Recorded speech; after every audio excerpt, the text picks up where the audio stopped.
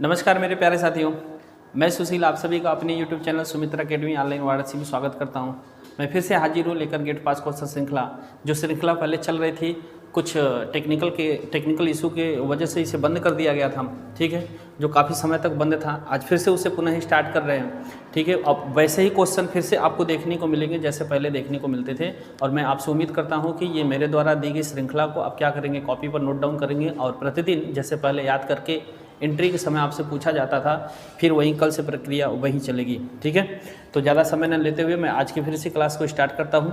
आइए देखते हैं आज का पहला क्वेश्चन। देखिए, आज का पहला क्वेश्चन है, गंगा नदी उत्तर प्रदेश के किस जिले से प्रवेश करती है? गंगा नदी उत्तर प्रदेश से किस जिले से प्रवेश करती है, ये क्वेश्चन आपके सामने है। तो जो प्रवेश करती है इस जिले का नाम क्या है? बिजनौर।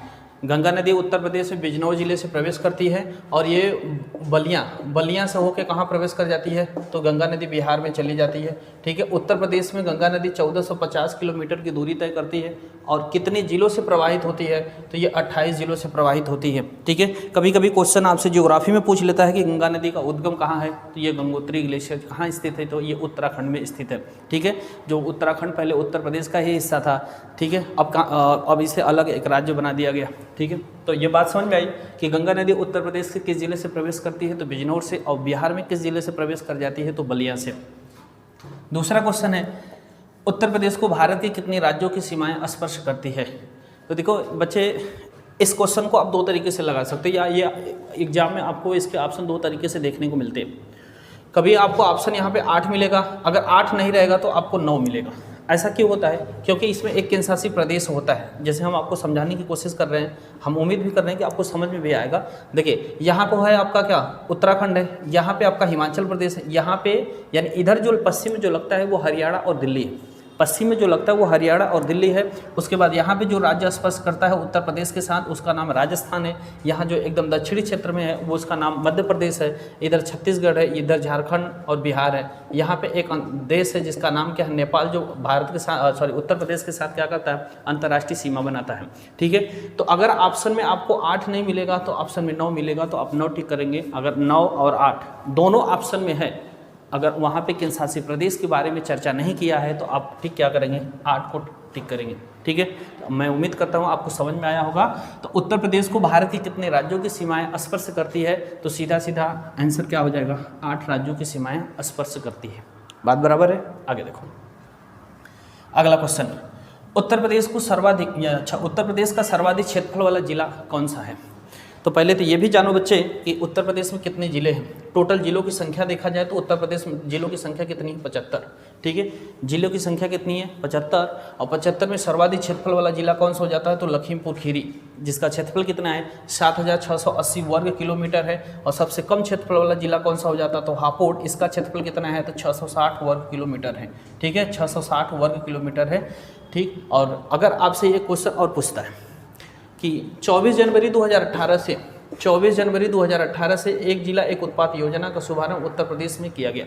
24 जनवरी 2018 से एक जिला एक उत्पाद योजना का शुभारंभ उत्तर प्रदेश में किया गया, ठीक। तो जो एक जिला एक उत्पाद योजना का शुभारंभ किया गया, तो उत्तर प्रदेश का सर्वाधिक क्षेत्रफल वाला जो जिला है जिसका नाम है लखीमपुर खीरी, वो किसके लिए जाना जाता है?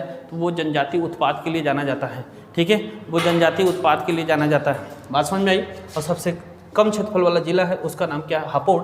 एक बात और याद रखना मेरे प्यारे बच्चों कि प्रत्येक 24 जनवरी को उत्तर प्रदेश स्थापना दिवस मनाया जाता है। प्रत्येक 24 जनवरी को उत्तर प्रदेश स्थापना दिवस मनाया जाता है। बात बराबर है?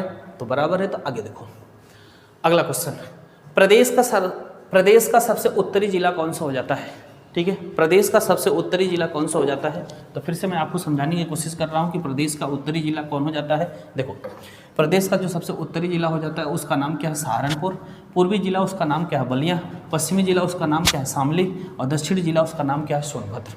जो उत्तर प्रदेश का दक्षिण जिला है उसकी एक खास बात है बच्चा, ये जिस मंडल के अंतर्गत आता है उसका नाम है मिर्जापुर। मिर्जापुर मंडल के अंतर्गत 3 जिले आते हैं, तीनों एक जिला एक उत्पाद योजना में किसके लिए जाने जाते हैं? तो प्यारे बच्चों, ये कालीन के लिए जाना जाता है। किसके लिए जाना जाता है?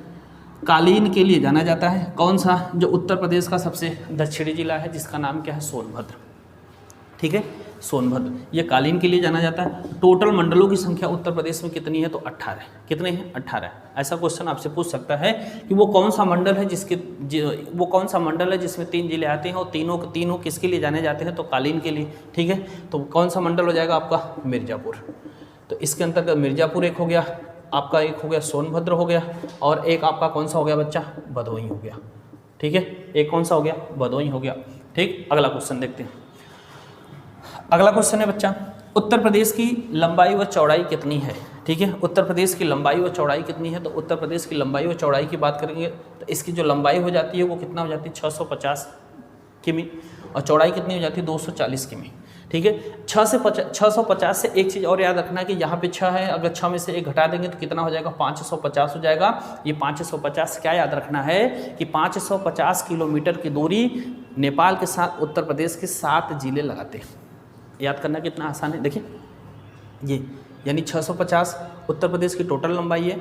6 में से 1 घटा देंगे 5 हो जाएगा, यानी 550 किलोमीटर की दूरी तय करता है उत्तर प्रदेश के 7 जिले। किसके साथ, नेपाल के साथ। नेपाल के साथ उत्तर प्रदेश अंतर्राष्ट्रीय सीमा बनाता है। बात बराबर है यहाँ से। कितने राज्यों की सीमा, कितने जिलों की सीमा नेपाल के साथ लगती है, तो 7। अच्छा, एक बात और याद रखना, उत्तर प्रदेश का एक ऐसा जिला है पीलीभीत जो इधर उत्तराखंड के साथ, यानी यहाँ पे देखा जाए तो इधर उत्तराखंड के साथ और इधर नेपाल के साथ, दोनों के साथ क्या करता है, सीमा लगाता है। कौन सा जिला, पीलीभीत, ठीक है। अच्छा, एक बात और याद रखना पीलीभीत से कि पीलीभीत उत्तर प्रदेश का एक ऐसा जिला है, पीलीभीत उत्तर प्रदेश का एक ऐसा जिला है जहाँ से गोमती नदी का उद्गम होता है। कौन सी झील है, फुलहर झील है। फुलहर झील से गोमती नदी का उद्गम होता है, ठीक है। और गोमती नदी के किनारे अपने प्रदेश की राजधानी स्थित है जिसका नाम क्या है, लखनऊ। जिसका नाम क्या है, लखनऊ, ठीक है। एक जिला एक उत्पाद योजना में पीलीभीत किसके लिए जाना जाता है, तो बांसुरी के लिए जाना जाता है। लखनऊ किसके लिए जाना जाता है, तो चिकनकारी के लिए जाना जाता है। लखनऊ से याद रखना कि ये यहाँ पे बड़ा इमामबाड़ा और इसे नवाबों का शहर भी कहते हैं, किसे, लखनऊ को, ठीक है। उत्तर प्रदेश की राजधानी लखनऊ 1921 में आंशिक रूप से और 1935 कब बनी थी, पूर्णतः बनी थी। और एक बात और याद रखना कि 1836 में आगरा और 1868 में प्रयागराज को क्या किया गया था, उत्तर प्रदेश की राजधानी बनाई गई थी, ठीक है।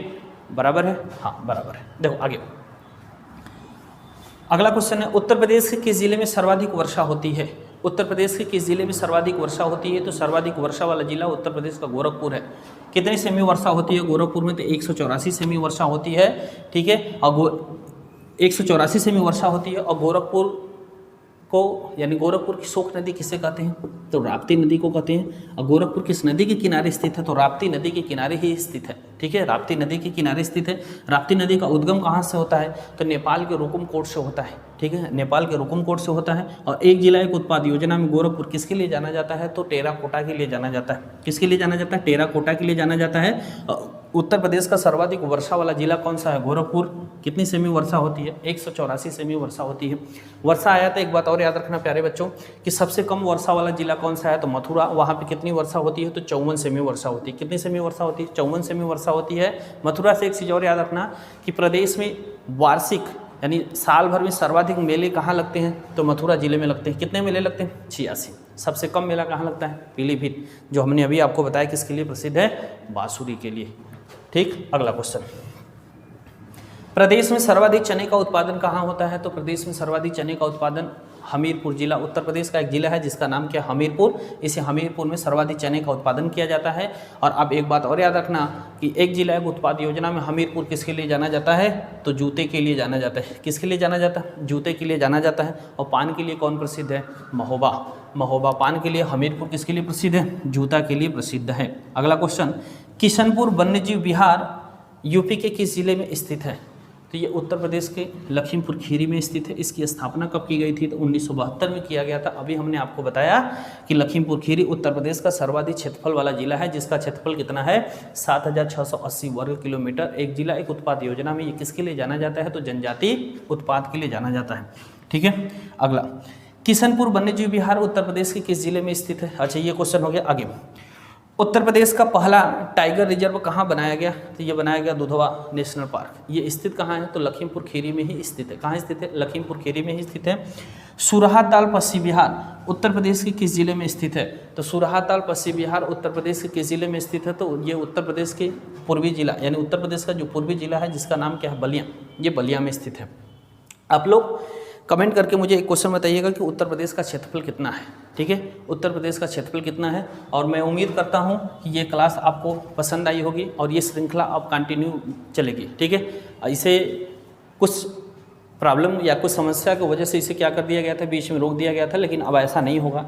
ठीक है, कोशिश यही रहेगी कि इस श्रृंखला को बराबर क्या किया जाए, चालू रखा जाए। और मेरी क्लास के बाद तुरंत ज्योग्राफी की क्लास आएगी। ठीक है, मैम ने स्थिति और विस्तार की क्लास काफ़ी ज़बरदस्त तरीके से पढ़ाया है, उसको भी देखिएगा। ठीक है, और मैं उम्मीद करता हूँ कि आप लोगों को ये क्लास बेहद पसंद आई होगी। ठीक है, नमस्कार।